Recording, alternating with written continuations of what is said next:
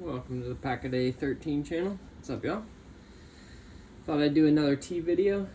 I recorded one yesterday, but I was a little out of sorts yesterday. I just lack of sleep, so thought I'd record another one today.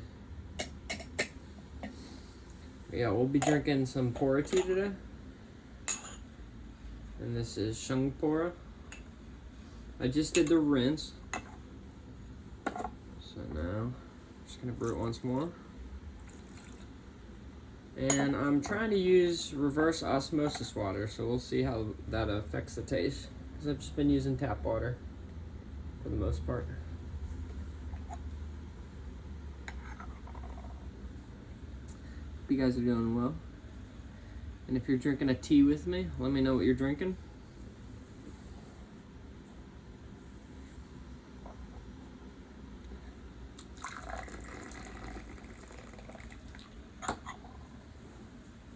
So first, after the initial rinse, I usually do 10 seconds with Shung Pora. I don't like to brew it too heavy at first.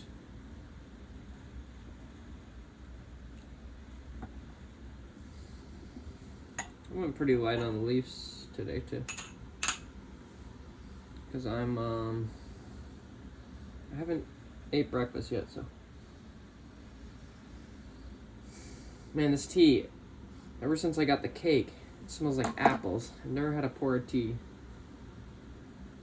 smell like Honey Crisp apples.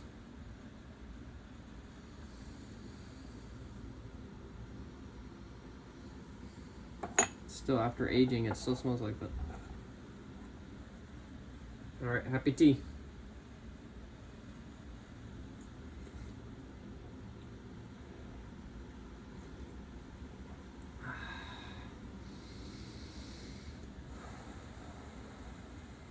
Yeah, yesterday I went outside and I skated to this spot and meditated through the night. I'd never done that before, so it was kind of exciting. And it was really beneficial, but when I got home I was pretty tired. I recorded a tea video and I just felt I was too tired to really do that, so. But it was nice. I got to see the moon rise. I've never seen that happen before. It was like blood red. It was kind of interesting looking. It wasn't a full moon, but it was, I think it's probably waxing. It's either waning or waxing. But it just was really, it stood out to me how red it was when I first saw it. I actually thought it was the sun at first, but it became pretty clear it was the moon.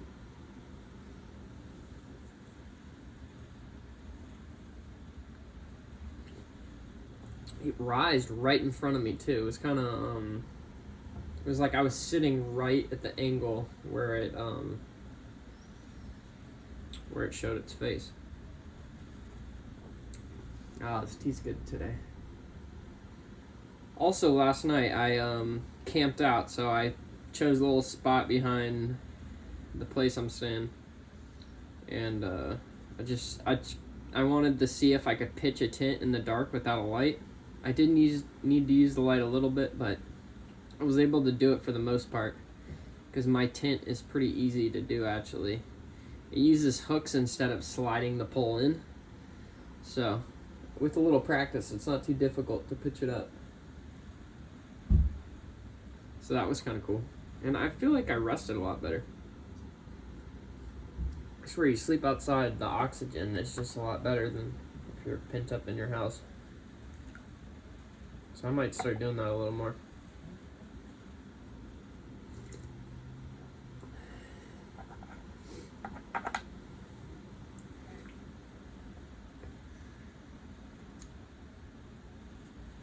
The reverse osmosis water does make a difference. It's kind of a cleaner tea. Tastes cleaner. So I might keep doing that. Gonna have to get a couple more 5-gallon jugs. I'm gonna start using it for tea water. Whew. But yeah, so I camped. I got probably out there around 10, and then the spot where I pitched up my tent, there's a tree that I can meditate and sit by. So I did that for about an hour, and then I went ahead and went to bed. And I probably woke up around 6, and it didn't feel like 6, so I think my rest was a lot more restorative. The house that I'm staying in is just kind of dusty, and I think it affects my sleeping and my breathing throughout the day. So who knows, maybe I'll be living out of my tent. I've been thinking that it would be really cool to travel with one, and then kind of push where you could camp. Like, can you get away with it on like a major road, you know? Like what scenarios can you get away with tenting without really getting caught or getting trespassed or whatever? I've considered it a lot. The tent that I have is pretty light, so it'd be pretty good to travel with.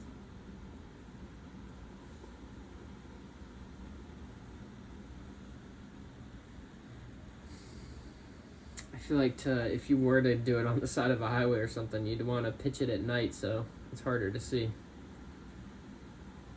But don't take my advice. You should always follow the laws and the jurisdictions of your state.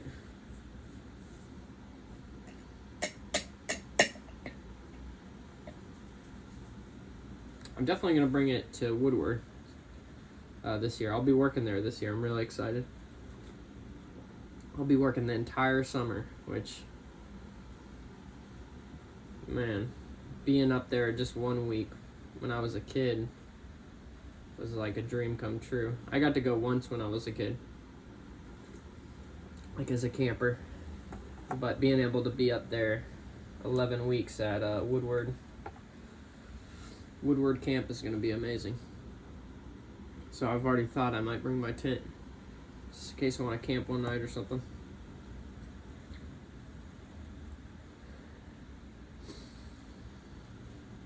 I might just bring my hammock too. I haven't decided. We'll see. I am considering traveling from Woodward to wherever else I'm going to go, so having a tent with me would make that a bit easier.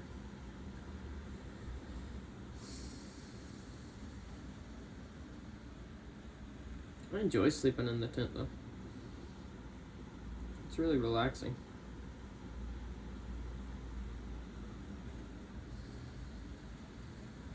And this tea is really good with this water. I think I'm going to totally switch over to using the reverse osmosis for my tea drinking. And when I'm at Woodward, I won't be able to use that kind of water, I don't think. Just have to use their water up there. There's not a grocery store within 30 minutes of that place. Except the local one, but they don't have a water. Any kind of water filter. Alright, so this is going to be, I think, my third steep.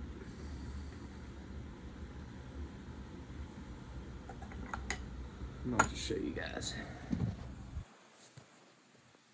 That's what we're working with today. So guy one's about half full with leaves. You can see the water's starting to turn green.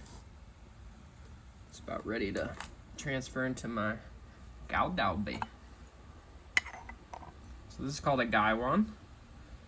This is called your Gaodalbe. And this is your teacup. So the way I like to hold it, now that I'm showing you guys my perspective,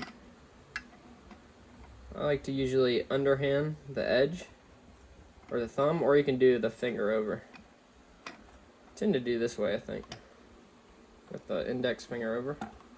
And you just want to hold it kind of behind the apex of the circle. So you want to pour where your fingers aren't.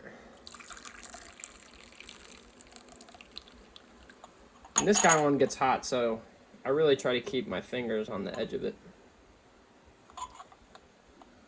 Make sure you get all the liquid.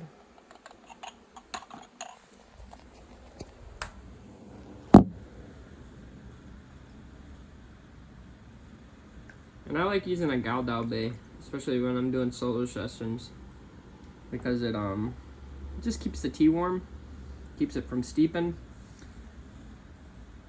in the actual gaiwan itself.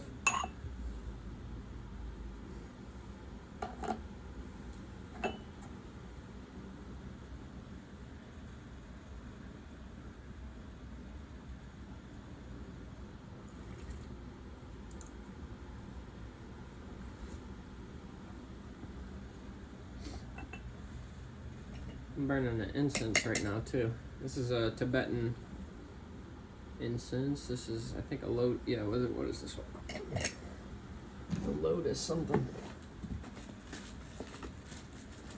I got it from the Tibetan Nun Project, which is a non-profit that supports Tibetan nuns, I believe, in India. And they got some incense on their website. This one is Lotus Blossom. It's not really pairing well with the tea, so I might put it out. I might just let it burn too. But I really like the Tibetan ones because it's just spices that are turned into a stick. What does that one have? Let me check. This one says it has juniper leaves and berries mixed with cedar wood and sandalwood. Yeah, this one's got a woody smell for sure. This one's good for meditation practice. I've got a couple different ones. My favorite one, though, that I got from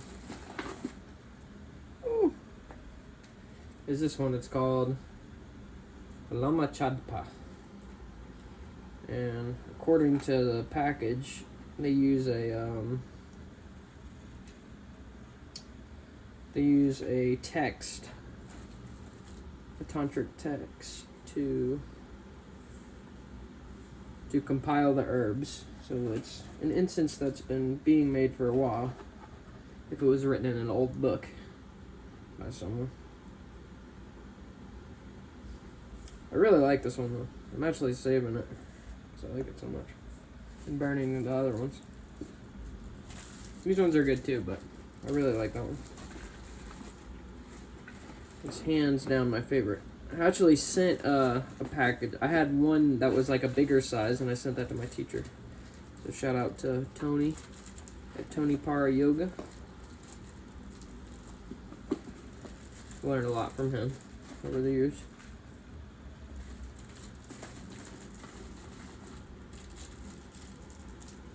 I think he was the first person actually that exposed me to the Tibetan incense.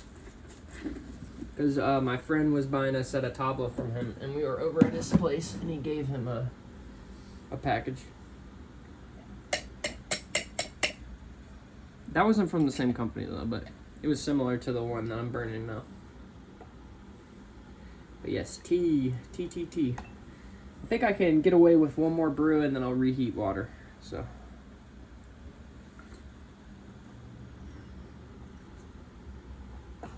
Still watching though, be sure to let me know in the comments what you're drinking, maybe what vendor it's from. Maybe I can check it out.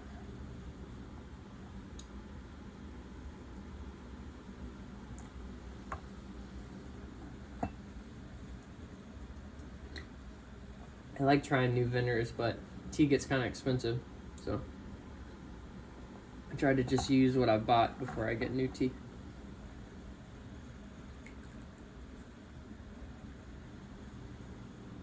Especially this kind of tea, it comes in a cake, so you can just break off pieces as you drink it. Alright.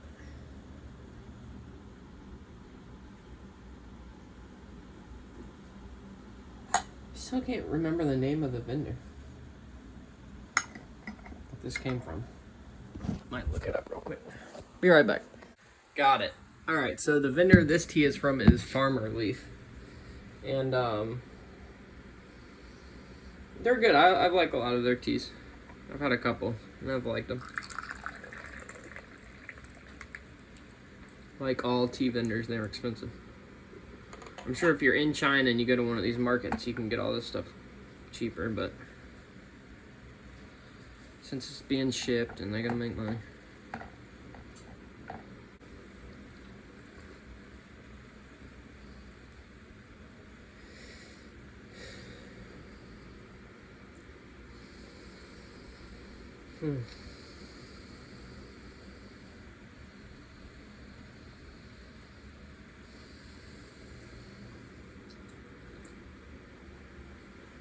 You know, online there's a lot of people that drink tea and they say, you know, it's a meditative practice and stuff like that. I think in some ways it is. It's like any activity you do that it's hard to get good at first. It's like, I mean, I think gung fu, the word gung fu in Chinese literally means like with skill. So it means to do something with skill. So that's why that's why they call kung fu, because it's with skill. It's like a practice you have to learn. You have to discipline yourself to do. And tea's kind of like that. It's amazing how much better you get at it as you do it.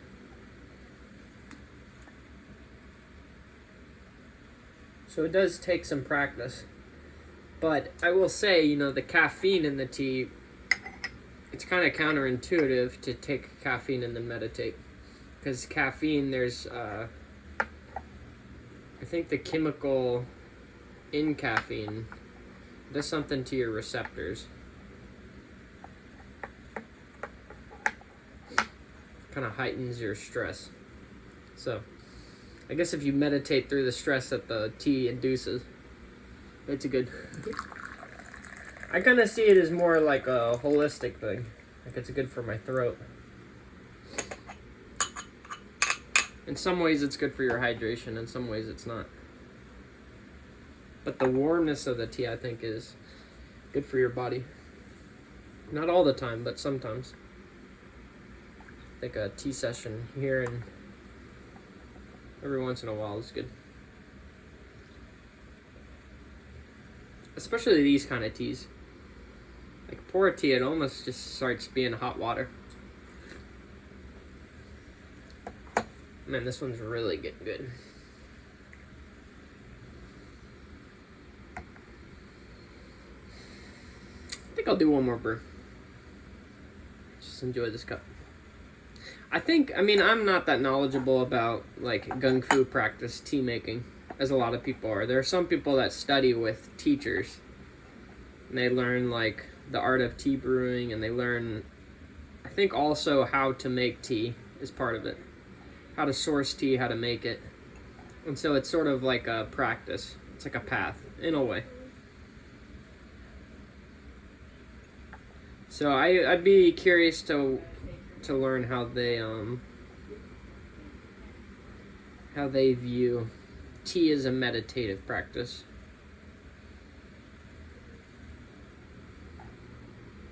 Or how it can be used as that. I mean, it's something you do. So if you put your awareness in it, I guess it is meditative. Like aware of each step of the process.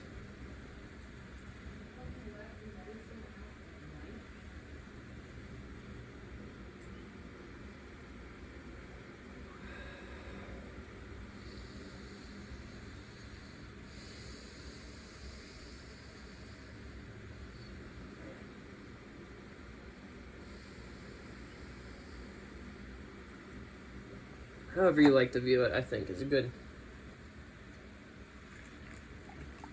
I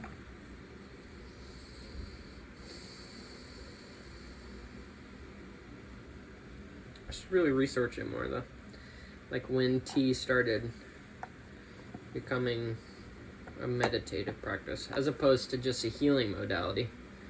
Because from what I understand, tea originally was just drinking leaves out of a bowl to bring good health. Hot leaves with hot water.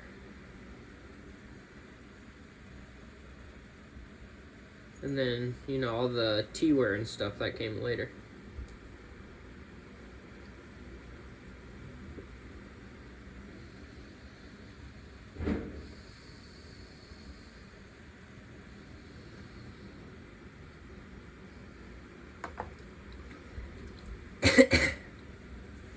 Got a tea leaf in my mouth, which is okay. Some people will use filters actually in their galdabe, and I've done that before, but I don't mind the leaves being in there a little bit. Maybe I'll bring my filter to Woodward in case someone doesn't like it.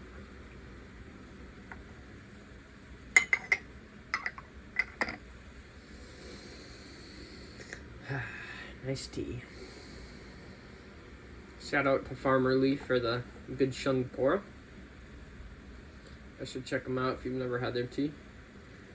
They're probably a pretty good brand, I think, to try out this kind of tea. I would say them. Yunnan Sourcing has good stuff, and this is if you live in the States. Yeah, Yunnan Sourcing, Farmer Leaf, and then I like this other brand called Crimson Lotus. They do a good pora tea too. A lot of people like May Leaf. I think they're out in England, but they ship to the States. They're pretty good from what I hear. Who else is good? Oh, I really like this, another American vendor. It's Liquid Prowse Teas. Shout out to them too. They got good stuff.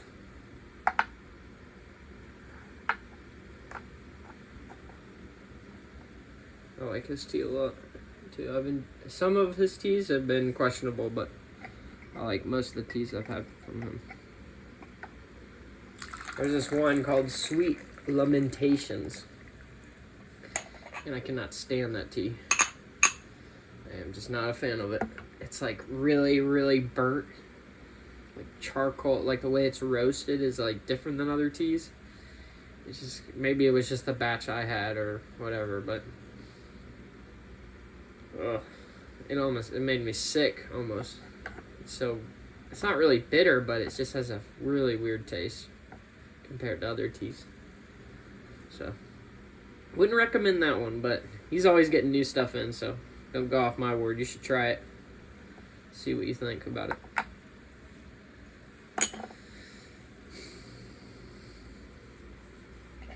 He's also got a really cool tea community online that he runs. Or he facilitates. It's on the Discord.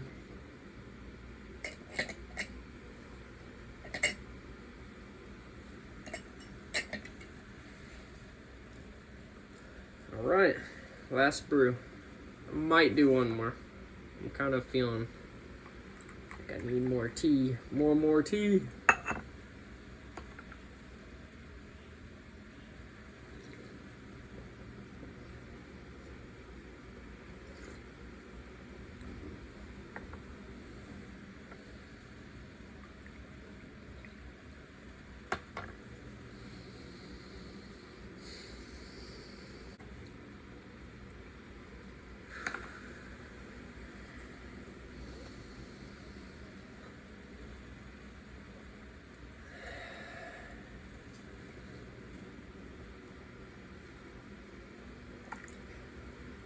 Man, having this tea kettle in my room has changed things. It has changed the game. I think I can get away with one more brew in here. It's the last of the water too. So it's perfect. Just nice being able to reheat it right here. Might eventually get a nicer kettle. But honestly, this one works great. I don't know what the quality of the steel is, but let's see. If it doesn't say, that's usually not a good sign. I think you want a specific one for water.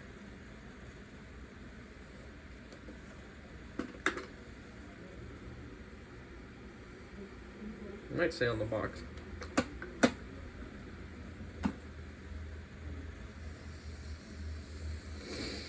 I get too sidetracked. I need to just have my tea. Speaking of tea, though, I got some tea I'm storing away. This is some fucha that came in a huge brick. Maybe I can get the light closer to it. And I finally have gotten to the end of it, so I'm saving some of it for later. It's got these like yellow specks in it. It's a type of, I don't think it's a fungus, it's a yeast, I think, that grows on this type of tea. It's similar to Pora tea, but it's kind of got a different texture than most teas that I've tried. But it's pretty good. It's like if a Shung Pora was a right Pora, but it's different. It's definitely processed differently than a lot of the teas that I've had before, because they've got the stems and stuff pressed in there,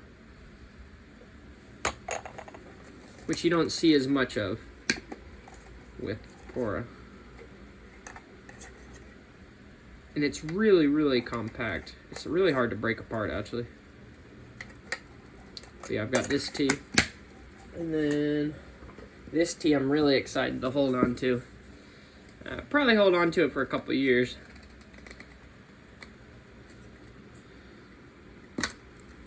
This is,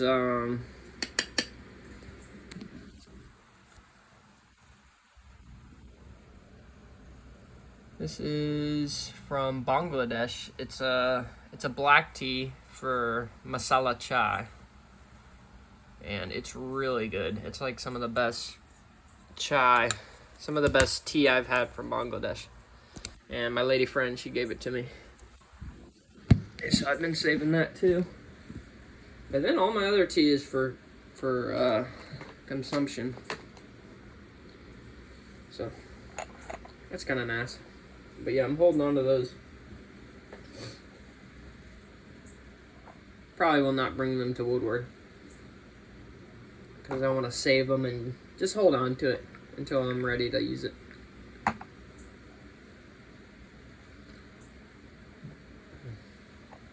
The chai I might not hold on to, because I'm not sure how long that tea will last. It might be perishable, I'm not sure. In that metal container, it probably lasts a couple years. I don't think it would go bad, but it might lose its flavor. It's, you know, it's kind of sweet. It's like a sweet black tea, but it has a real specific taste that just makes the, and when you add the spices and the milk and everything to it, it just tastes so good.